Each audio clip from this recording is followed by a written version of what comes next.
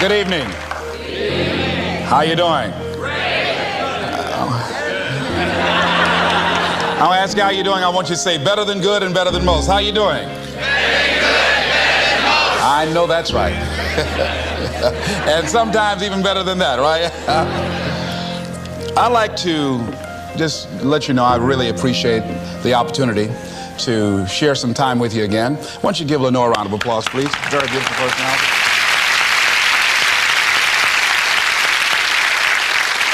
I'm very, very supportive of this ministry. I think that Jack Boland is ahead of his time, and the people here who show a level of concern in terms of empowering people and helping them to develop the skills that are necessary to navigate through some of the treacherous waters of life is something that's very much needed. This evening we're going to be looking at how to get unstuck. I think some of you know what I mean. Sometimes we have to ask ourselves, what's using my life? Heard a guy give a lecture one time that says, we are today what we were when. And he was talking about the fact that we, to a great extent, behave, think, react because of some previous experience that we've had. One of the things that we know about life is that it is always changing. Sometimes you're up, sometimes you're down. Sometimes things go real well, and sometimes they don't. Sometimes you're happy, and sometimes you're sad. Now that's that thing called life. And when we begin to understand and know that, accepting that reality that we will never ever have things just on an even keel all the time, that you're going to have some ups and you're going to have some downs, but during those down moments, that's where the growth takes place. That's where the work is. See, anybody can feel good when they have their health, their bills are paid, they have happy relationships, the children are acting normal, business is successful. Anybody could be positive then. Anybody can have a larger vision then. Anybody can have faith under those kinds of circumstances. Am I correct?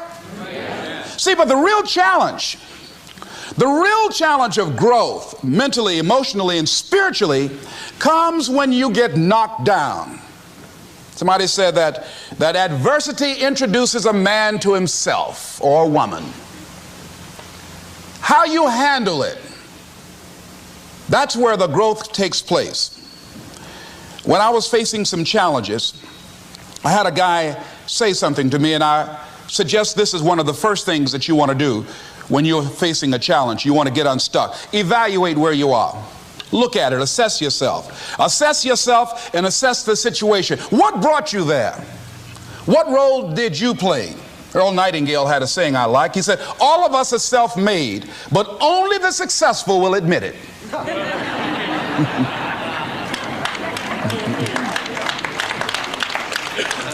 What has brought you to this point? What did you learn from it? Are you learning anything, or are you doing it over and over and over again? Somebody said that insanity is doing the same thing in the same way, expecting a different outcome. Are you going through it, or are you growing through it? Are you bigger and better because of it? Because it's not going to leave you until you grow through it. I was going through a major challenge in my life that was wearing me out, that was using me. And one of my students told me in a class that I was teaching, Lessons in Truth, she said, Les, until you handle it with grace, it will stay in your face.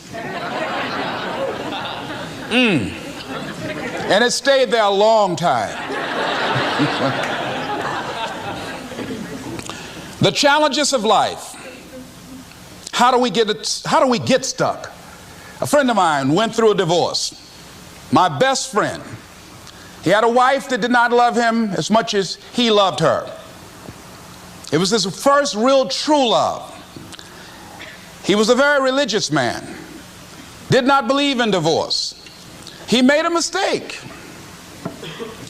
And he paid for his mistake with a lot of pain, a lot of tears.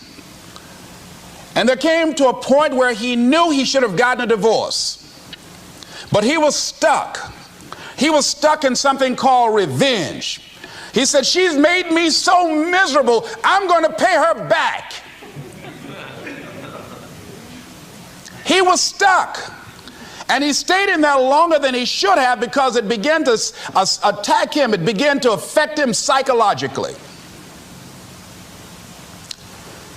And as a result of that, when he eventually did get a divorce, he took that same attitude to other relationships, looking for something to go wrong. He was burned so badly, he did not want to risk pain again. He was going in relationships trying to avoid pain. When it became too close, he would do something to make sure the relationship did not work. He would always try and find something wrong with the person because there are no perfect people. So if you look for it, you can find it. He was stuck in revenge. Another friend of mine, working on a job, loved the company very much, expected to retire there.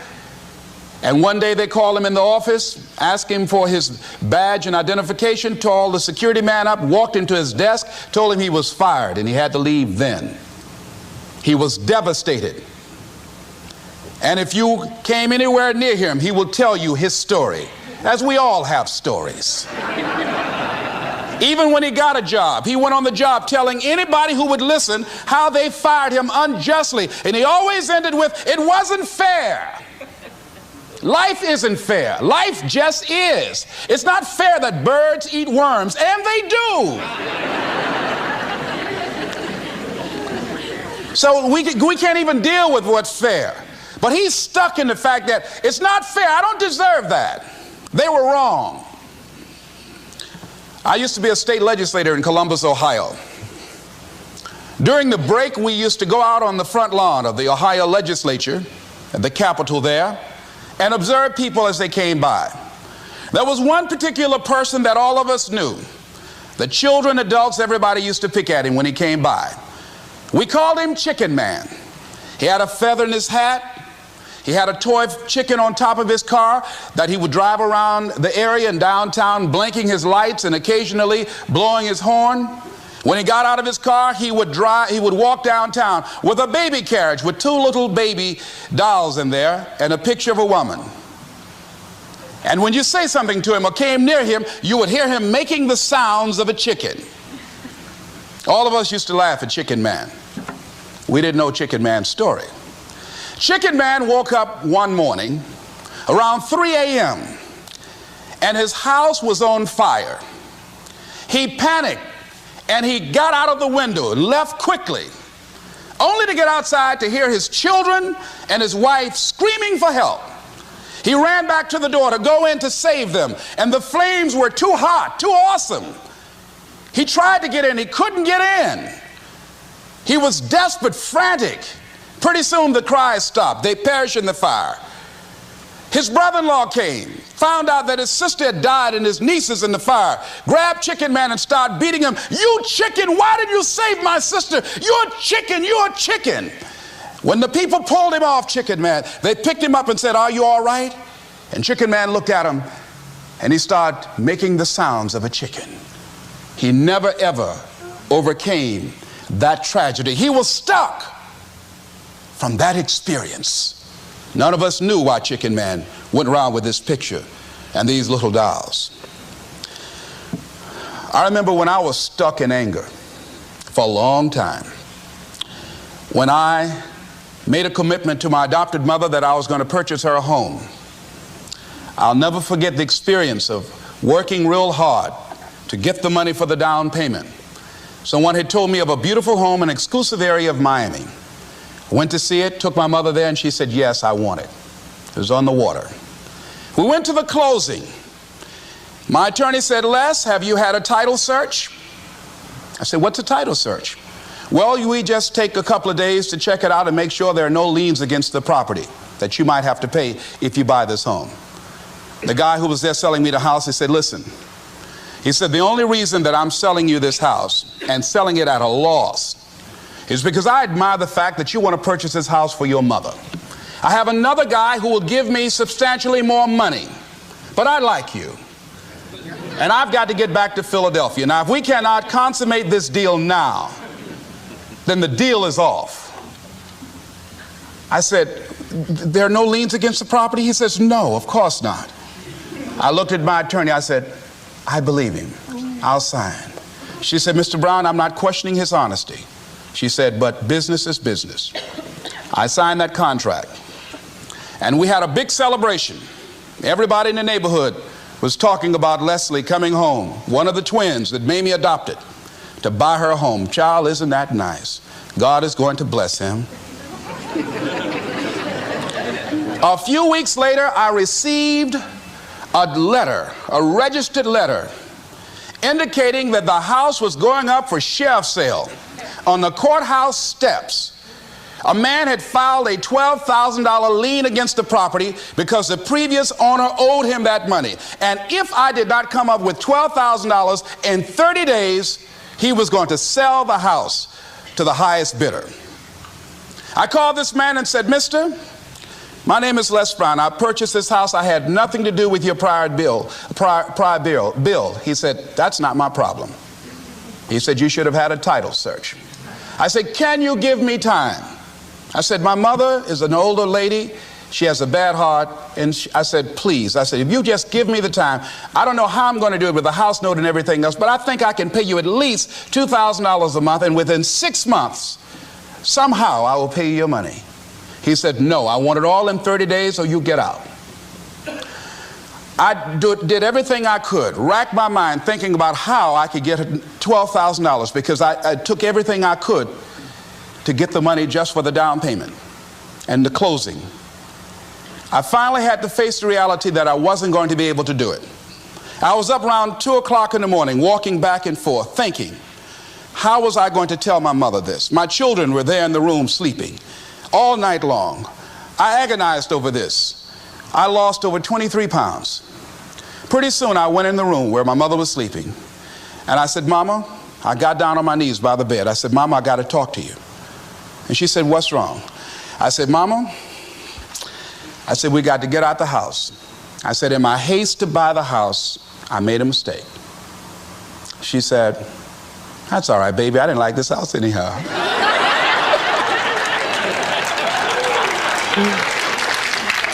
I said, Mama, you told me you loved it. I brought our friends out here to see it. She said, you know I have arthritis in my knees, and I don't like going up the steps, but I knew it made you happy. You loved it so much.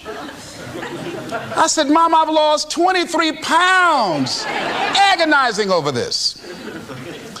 Well, we had to pack up and go back to the old house down the street from Northwestern High School in Liberty City. All those neighbors who came out and saw us leave, those neighbors were there as we were coming back. We went in the house, the roaches were playing cards saying, come on in and take a hand. I was wiped out. I was embarrassed and humiliated. Words cannot encompass the symbolism of what I felt. I remember when I was unloading the furniture and I began to cry. My sister came by. You know you didn't have any money to buy no house, Mr. Big Time.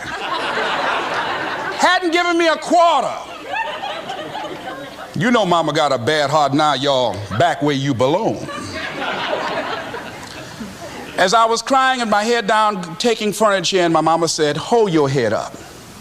I said, Mama, I just feel so bad about this, Mama. She said, hold your head up and dry your tears. You have nothing to be ashamed of. And I did, as we unloaded that furniture in that house. For several weeks, I was numb. I was immobilized with anger. If I had seen that guy, I was thinking about flying to Philadelphia. I had all kind of dreams about him. And I didn't want to hit this guy here. Hitting would have been too good for him. I just wanted to just grab him and just bite him. They'd have found him. They say, well, we found this guy just chewing on him. Beating would have been too good for him. I'd have just bit him every time he... I'd have been like a Doberman pincher. Yeah? God would have said, I thought I made everything, but I don't know where this came from. I was reading a book on forgiveness. And they had a line in there that says, forgive and grow. I had to let that luggage go. You see, your mind is when you go into a service station to get gas, you don't go in there and just start pumping. When you push the lever up, it clears the previous bill.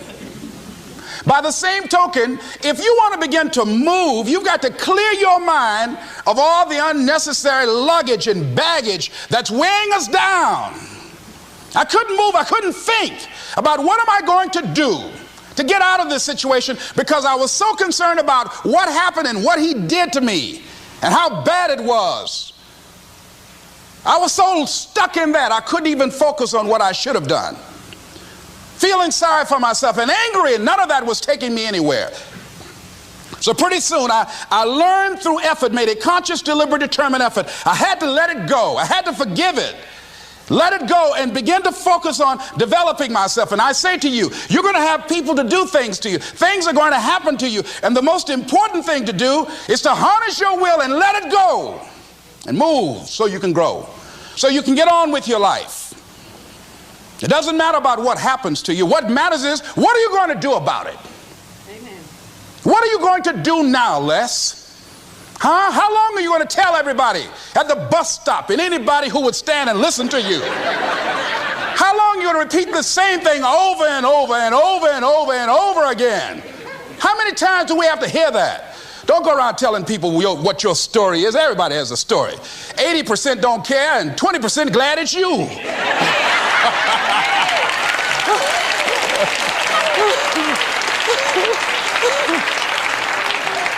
They say, I'm glad that didn't happen to me. Sometimes you think you got some problem. You hear somebody else's problem, and if their problem is real bad, it makes you feel good. All of us have experienced some tragedy, and if we haven't, we will. And you can either let it destroy your life, or you can build upon it. You can permit it to let it hold you down, or you can decide, I'm not going to let that happen to me.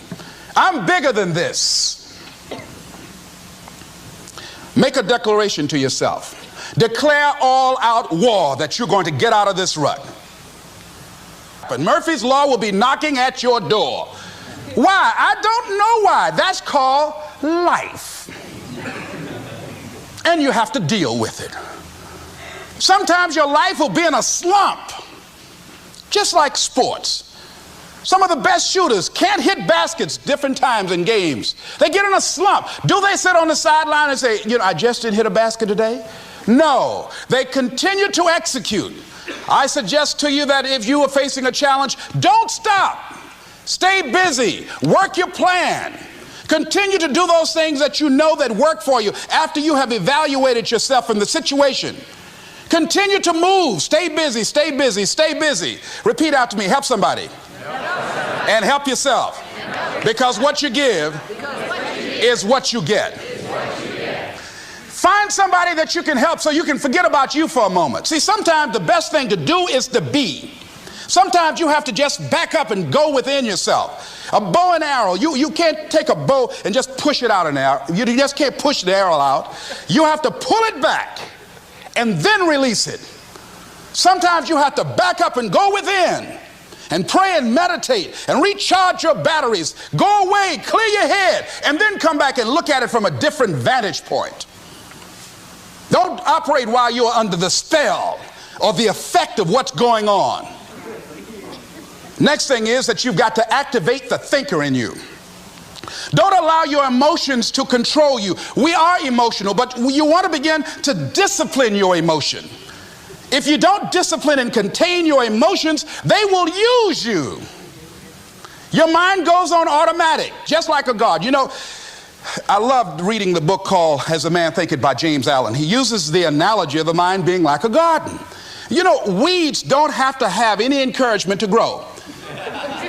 You don't have to water them. They don't have to get sunshine. They don't have to have fertile ground. They will grow through the cracks of a sidewalk.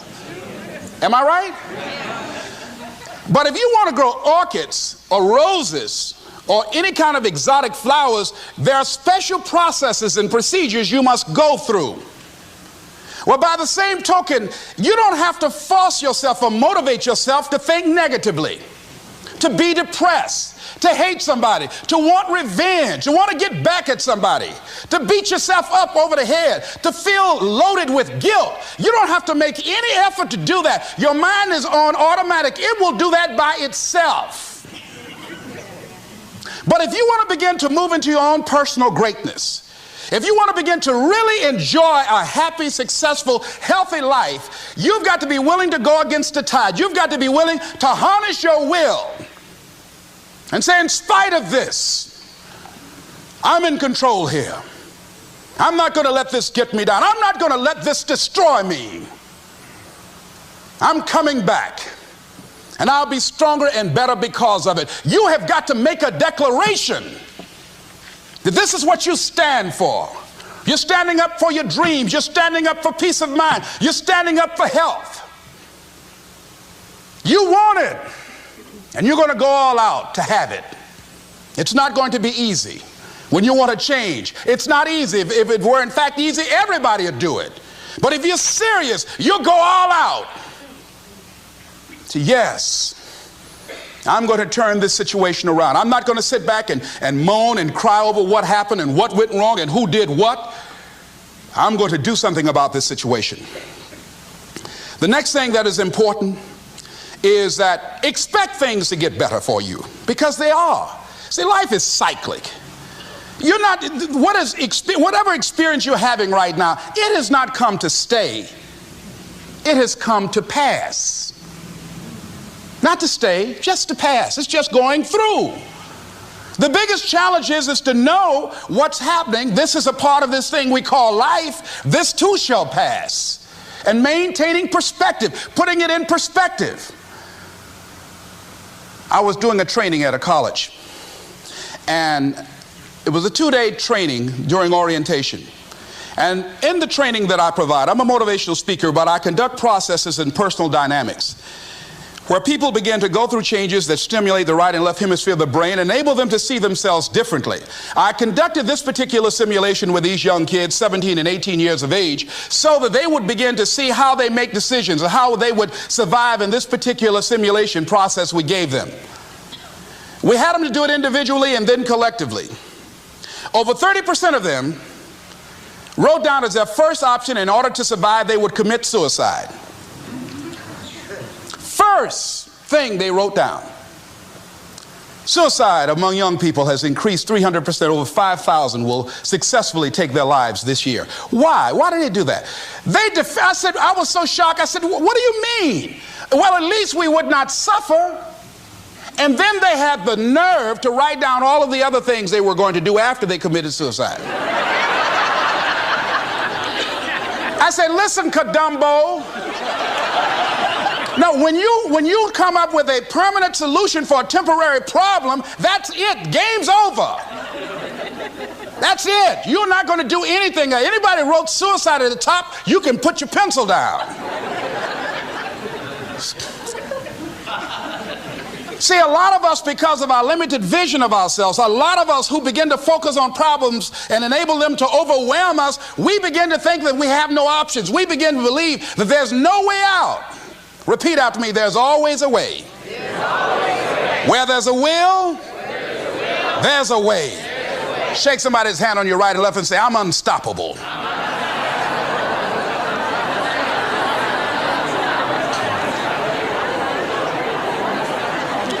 You've got to make those kind of declarations to yourself. I'm unstoppable. This will not get me down. And if I get knocked down, I'm going to be like Leo Pascal. You said you're going to have some low moments in life, but when you do, you will have high lows when you work on yourself. What are some of those things that you can do during this period of time? Go for walks. Do some things for you. Just go for a stroll so you can engage in some reflective thinking on life, on yourself, looking and enjoying the universe, smelling the roses along the way.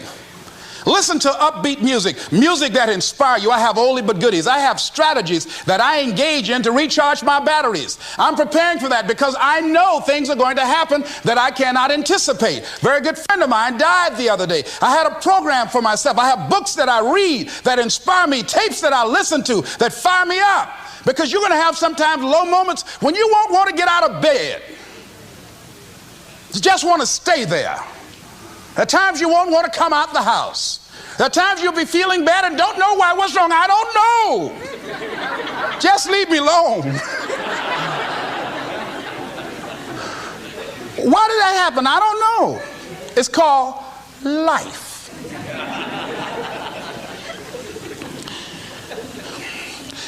The other thing is, take full responsibility for your life. Accept where you are and the responsibility that you're going to take yourself where you want to go. Someone said we have two primary choices in life. We can either accept conditions as they exist, or we can take the responsibility to change them. See, a lot of people want to exempt themselves from taking responsibility. All they want to do is talk about the problem. Every time you see them, they'll tell you their story over and over and over and over again. No, no. You want to take responsibility for your life. I got me here, I can get me out of this. And I'm getting out. I'm not going to be a volunteer victim. George Bernard Shaw said there are two kinds of people in life. You know, he said those that make things happen, those that watch things happen, and those that don't know what happened.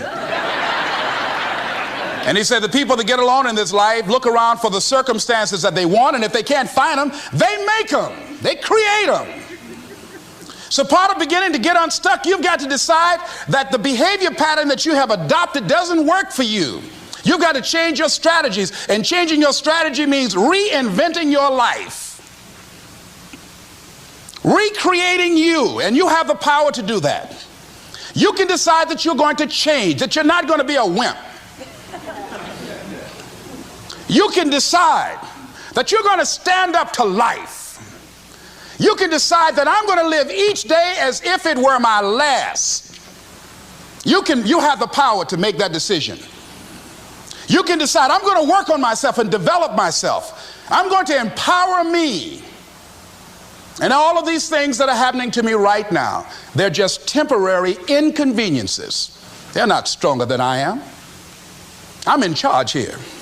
Next thing is separate what you do from who you are. That's what the guilt trap is about.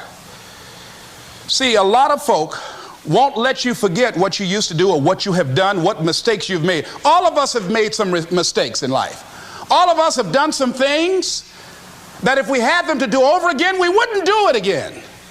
There are a lot of things that if I had it to do over again, if I knew then what I know now, I would have done it differently. Well, it didn't happen that way.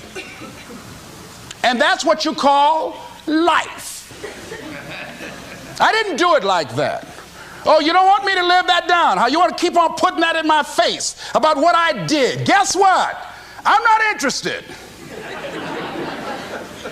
That's what I did then. Won't do it today, so you are picking on an innocent man. Hello.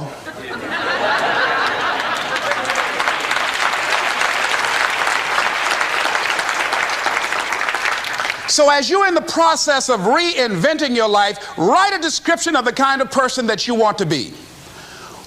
What are the things that you must overcome? What qualities about your personality you know that you're going to have to change because those particular characteristics are liabilities to you? What are your assets? What are your strong points? Look at and evaluating yourself to make that determination. Other thing is that in order to get out of a rut, we need some coaching. Find some trusted critics. People that you know care about you and love you. So there's some things that keeps us from growing and getting out of ruts. Number one, we identify with feedback. We take it personal when someone wants to give us some feedback on where we are falling short and tell us about our blind spots. We want to have everything being positive about us. We're not perfect. It hurts. I have a friend who's a trusted critic. I don't like him, but I love him. He doesn't tell me the things I want to hear. He tells me what I need to hear so I can grow. It hurts. It hurts when he put me on the hot seat. I can't stand it. But that's the only way that I can grow. And I'm glad that he loves me enough to risk our friendship to tell me what I need to hear, not what I want to hear. Get a support group, somebody that you can talk to. people who perhaps might have a similar problem. Support groups are very powerful, that you can share some of the challenges that you're going through, and it might be a situation where one person can give you an idea of how they handle that situation and create an opening for you. Begin to stimulate some possibilities in your mind on how you can resolve the problem. We can't grow by ourselves. As I mentioned before, we grow from people and projects. The other thing is about life, when things happen to you, when you permit things to use you, you can't change the past, but you can interpret. You can reinterpret how you see it.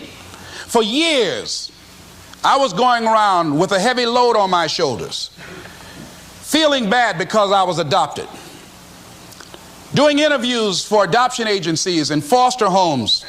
And I was on television once, and I told these people in this particular interview that I was giving away my twin brother and I when we were 6 weeks of age.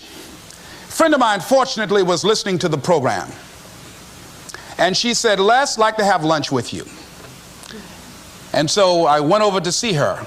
She said, when a woman carries a baby for 9 months, feeling that life movement in her, it's automatic and natural for her to learn to love that baby, to expect it to come here when she bears the pain to bring it into the world. Your mother, Mamie Brown, when she came in to adopt you guys, she didn't go through that process. She looked at whoever your biological mother was and said, "I'll take him." You weren't given away less. You were chosen with love.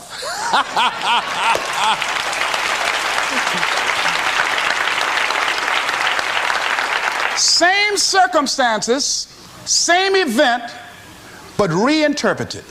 An interpretation that empowers me. Am I making sense to you? So when you begin to look at your past, give an interpretation that empowers you. That's where I used to be. That's not where I am now. I'm growing. Now I want you to think about, in your mind right now, think about some particular event or act in your life that you feel very bad about, that you really regret that took place. If you had to do over again, you would do it differently. With that there, I want you to see yourself in your mind's eye and say to yourself, I love myself unconditionally, and I forgive myself. If I knew better, I would have done better. I want you to think about somebody that caused you some pain, caused you some disappointment, somebody that you don't like. Let me tell you something about the mind, how it uses you. Tell you something super stupid that I used to do. Do you know for years I hated my mother and my father, whoever they were, because they gave me away as I thought at that point in time? And guess what? I didn't have any faces for the hatred because I never saw either one of them. And I said, I hate them for that. And then once I forgave them and said, it's okay, had they not given me away, I would have never been blessed to have the mother that I have, who to me is the greatest mother in the world. So the universe unfolds as it should.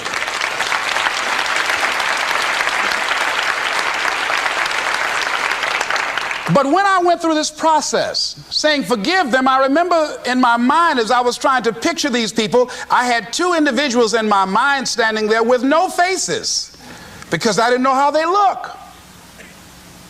But I released that. I let that luggage go. Think about somebody that you've hurt, somebody that you've disappointed, either deliberately or inadvertently, or someone that has hurt you deliberately or inadvertently. Think about them. Somebody that you really, when you think about them, the room turns red. Look at them in your mind's eye and say, I forgive you. I forgive you unconditionally. Whew, Boy, that's a heavy load to let off. When I thought about that guy, I said, wait a minute, I can't, no, you don't know what this guy did. This was my mama. You don't know what we went through. My student said, Les, forgive, let it go. If you want to be forgiven, you better forgive somebody. None of us are perfect. All of us have made some mistakes. And it wasn't easy. It's not easy forgiving, am I right? It's hard. See, everybody won't forgive. They say, I forgive, but I don't forget now.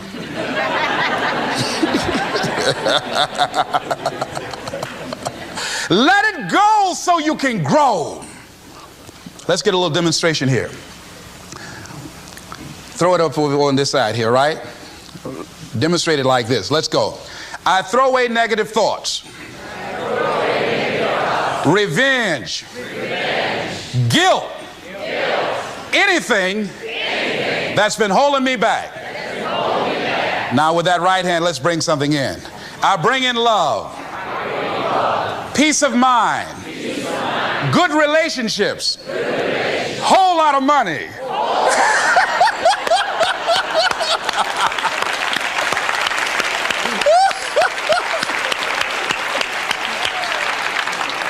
I don't know why people raise their voices when we say whole lot of money. I mean, they get serious too, you know what I mean? And usually people don't use one hand, they use two hands. And try to borrow somebody else's hand, you know?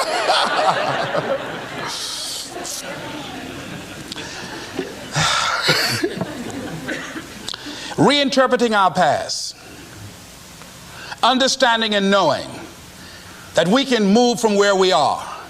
That we can begin to design the kind of life that empowers us, that gives us happiness, that enable us to be on top of who we are.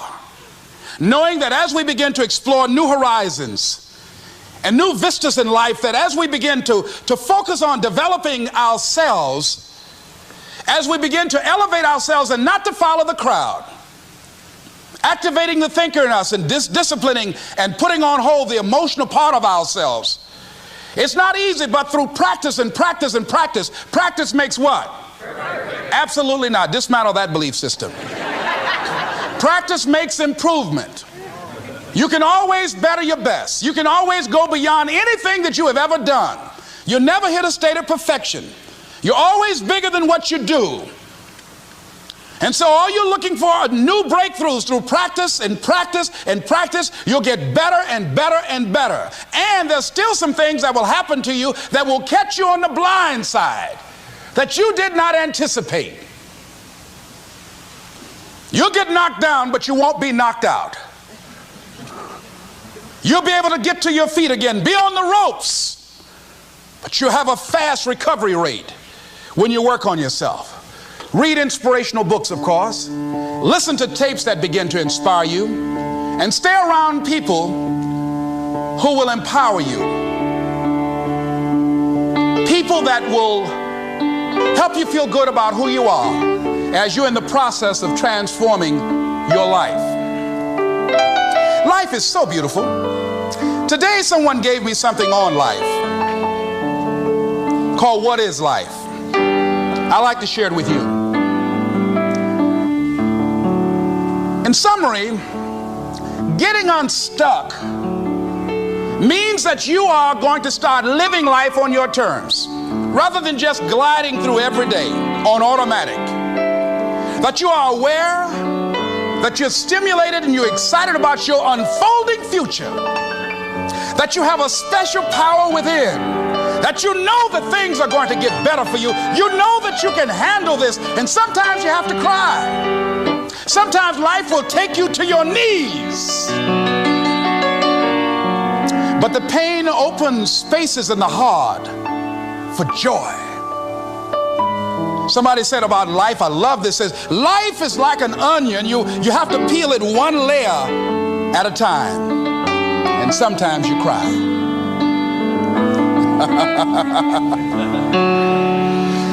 This author said about life, life is a challenge. Meet it. Life is a gift. Accept it. Life is an adventure.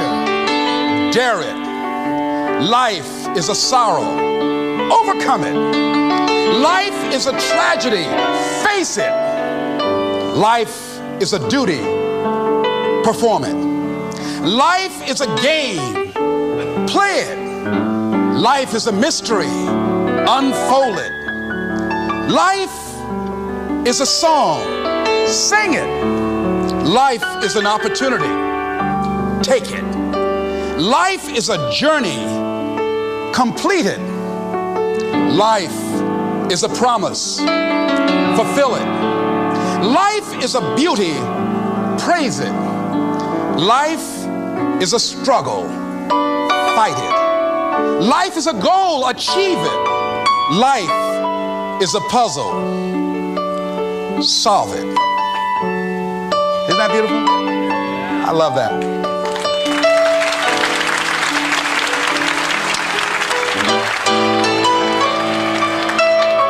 Remember something I heard in high school. It's called, I met a man today. At first I said he's Irish, for he has an Irish way. A sympathy and friendliness that warms you through and through. And then I thought, oh no, he's not. He really is a Jew. His eyes so dark and eloquent, like eyes of pearl, like those of Peter maybe, or perhaps Emmanuel. He stood there with a quiet grace, so slim he was and tall. I knew he was an Englishman and not a Jew at all. And yet his skin was very fair, a Viking he could be, such as those who cast their ships against the sea. His hair was dark with the mist of India, Japan. His courtesy was China's own, his dignity Iran. I met a man today and he was marvelously fair. He really was a child of God, and he came from everywhere. This is Mrs. Mamie Brown's baby boy saying it's been a plum pleasing pleasure as well as a privilege. Thank y'all here.